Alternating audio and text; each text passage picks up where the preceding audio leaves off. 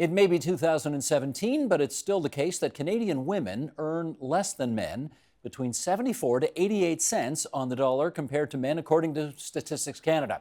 That, as Canada's ranking by the World Economic Forum's Global Gender Gap Index came in this year at just 35th out of 144 countries.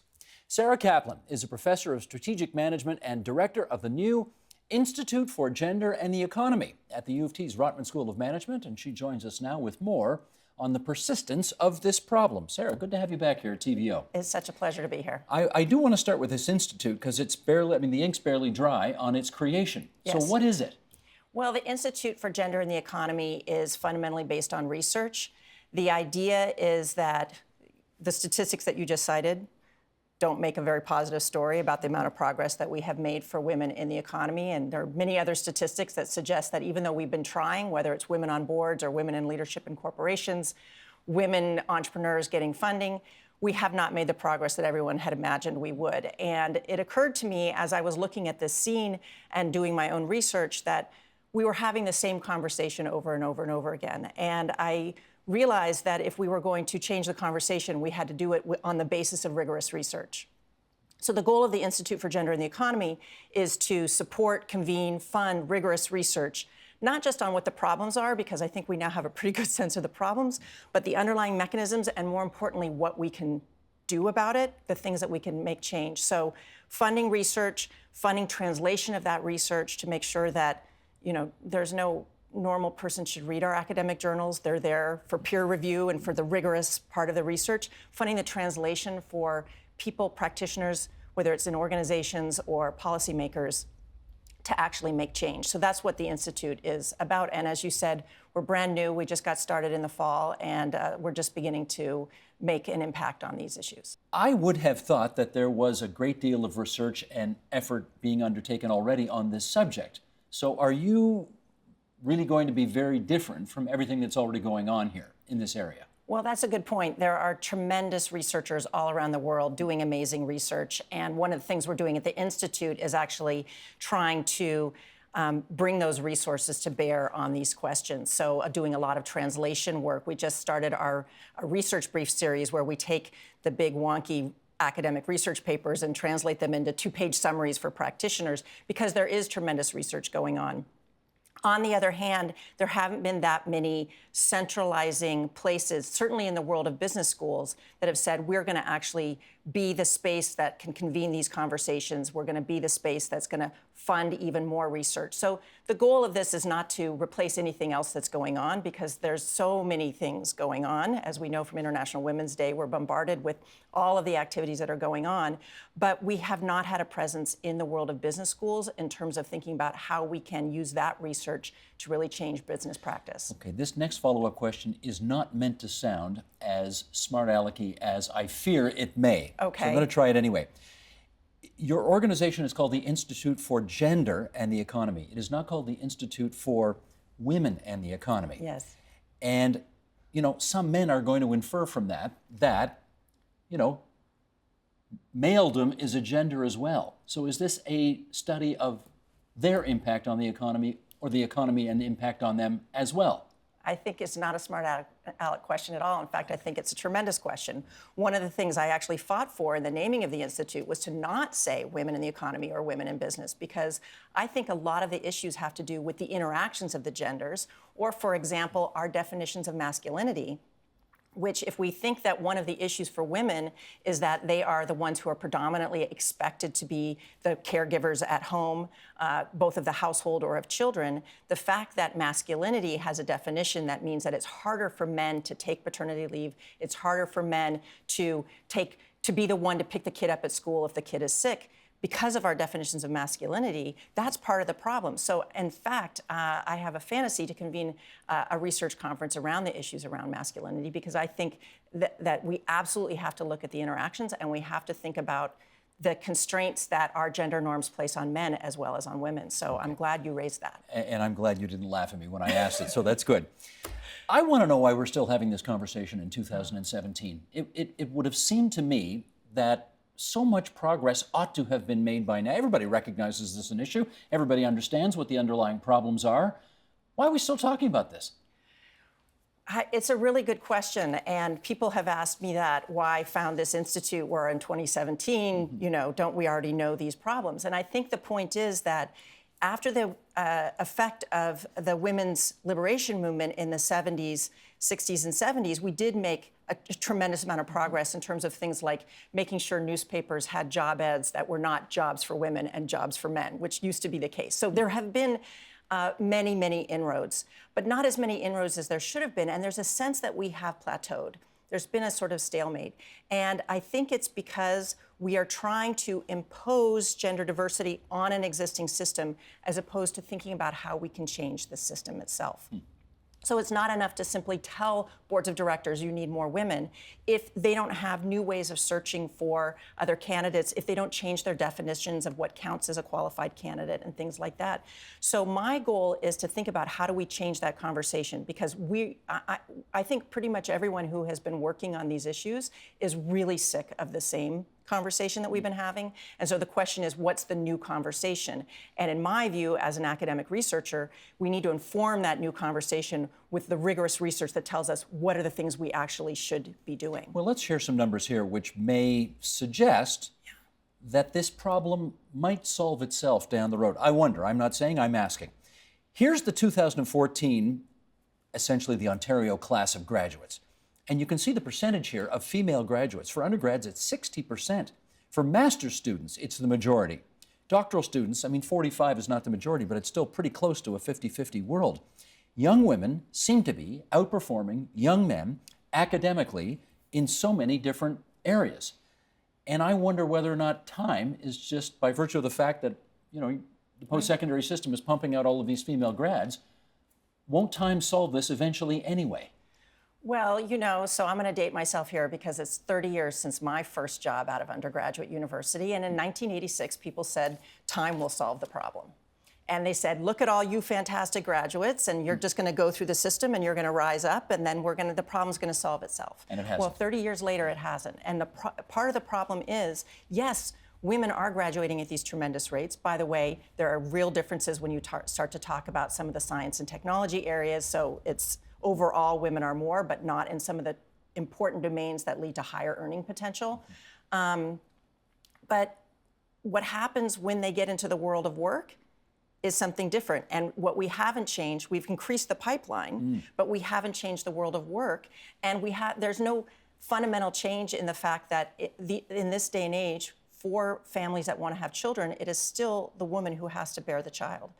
And we have not changed our expectations about the fact that it is the woman who should then bear the brunt of the child care and home care. And until that aspect changes, until we change work to accommodate that, we are not going to, it's not going to matter that that pipeline that you cited is improving. I get that, but does that explain why women are only going to make 74 to whatever it is, 88 cents on the dollar that every man makes? Because when they have their children, they leave the workforce, and therefore they are constantly trying to catch up to their male counterparts, who of course don't have to necessarily leave the workforce. Is that the explanation? There are many explanations to the gender pay gap, and that 74 cents does hide a number of different issues. It hides the fact that women, on average, go into the 20 lowest paid professions: home care, service industry, nursing, teaching, and people say, well, that's the women's choice. But the question is, why are women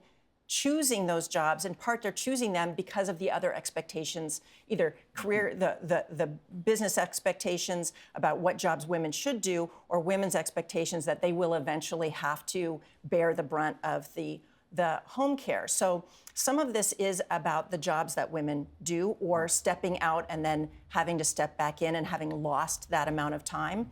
So that's part of it. But even if you control for all of those and you just look job for job, same job, male and female, it's still a 6 or 7 cent difference. There's and other some people systemic say, things happening. Yes. Well, the economists call this unexplained, but I would say the unexplained part is really discrimination somewhere in the system, not necessarily individual people being discriminatory. You say discrimination. I can remember Premier Kathleen Wynne having a news conference on this, and somebody saying to her at the conference, a participant, not a journalist, men have no problem going in asking the boss for a raise. Women do.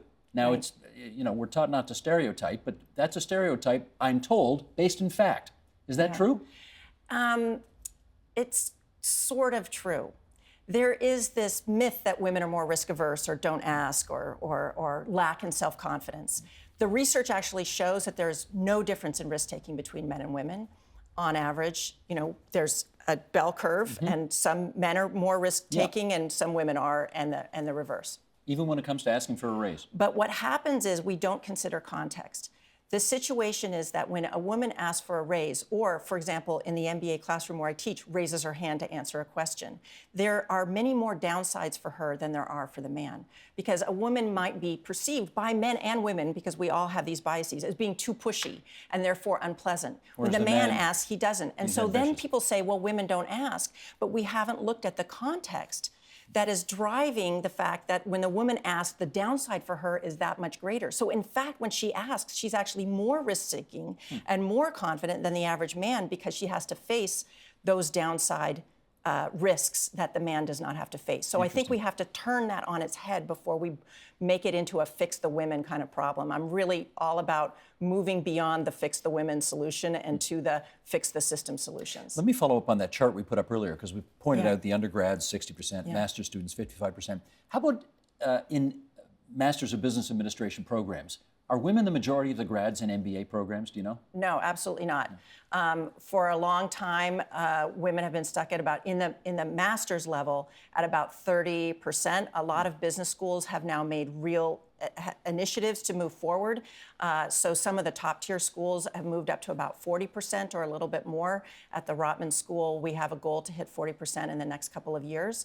Part of the problem is that the master's degree comes right at a time when it might also be prime childbearing years, because we expect people to have had 4 or 5 or 6 years of work experience. And so we're also thinking about how do we design the MBA also to more accommodate the life cycle of people. In the undergraduate, however, we have more than 50% of women in our undergraduate program, and that's true in many, many undergraduate business programs. So it's more in the master's where we don't see that equality. But it also explains, I guess, then why the power in the workplace feature is still overwhelmingly male. Yes, one of the explanations. One of the explanations. Yeah. Can you also say that a male, do we know for sure that a female boss is more nurturing and encouraging to promoting women than male bosses might be? No. That's not the case. No, I mean, all of us, all of us have our biases. And in fact, often women are under such pressure as a leader to maybe not show favoritism, or that they might actually do the reverse. And I don't think, someone wrote an article recently about a female CEO asking, was she sufficiently feminist enough? And I had to tweet back about What does that even mean? Yeah, exactly. Yeah. But I had to tweet back, well, what about all the male CEOs? Are they sufficiently feminist? Why is the pressure on the women to do the work? I really think that we should be having the same expectations of male and female leaders to all be doing the work on this, as opposed to putting the pressure on women to do the work for other women. Well, that's fair enough, Sarah, but you do remember Madeleine Albright's comment, in the last American presidential election, where she said that, there's a special place in hell for women who fail to promote and nurture and help other women.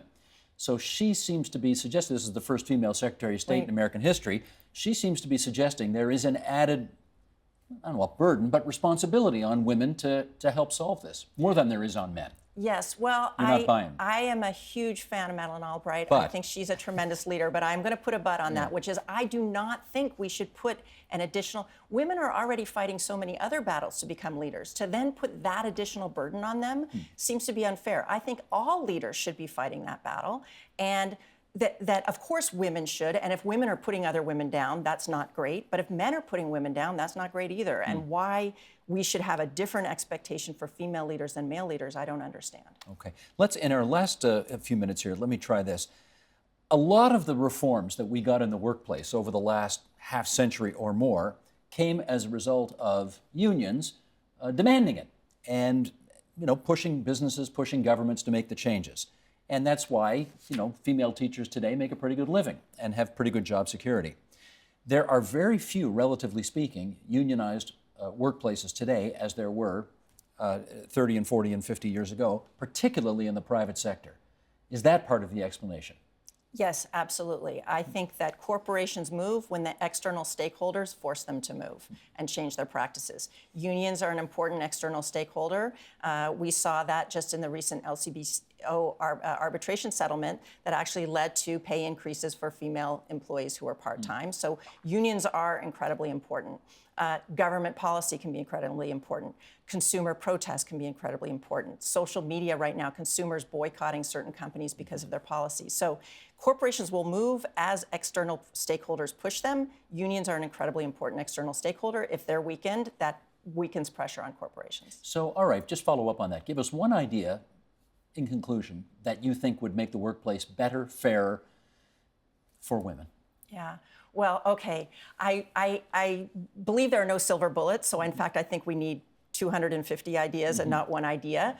But let me give an example of what an organization could do. We have some research that we've just funded right now, looking at whether we can change job descriptions to include more characteristics like in leadership, for, like, let's say multitasking and collaboration, which are typically associated with women, and if changing the job description would actually lead to more women getting put into jobs. Because we can't seem to change our perceptions of women, so let's not try to change those. Let's try to change the perception of what the leadership role is. We have an experiment, actually we're looking for some corporations to collaborate with us on that, but that could be one example that a company could do, a little small thing. At the government level, I think we might want to consider quotas. We might want to consider use it or lose it paternity leave. There's a number of things that we could do there. Gotcha. Thanks so much for coming in. Sarah Kaplan, Institute for Gender and the Economy at the Rotman School of Management, U of T. Help TVO create a better world through the power of learning. Visit TVO.org and make a tax-deductible donation today.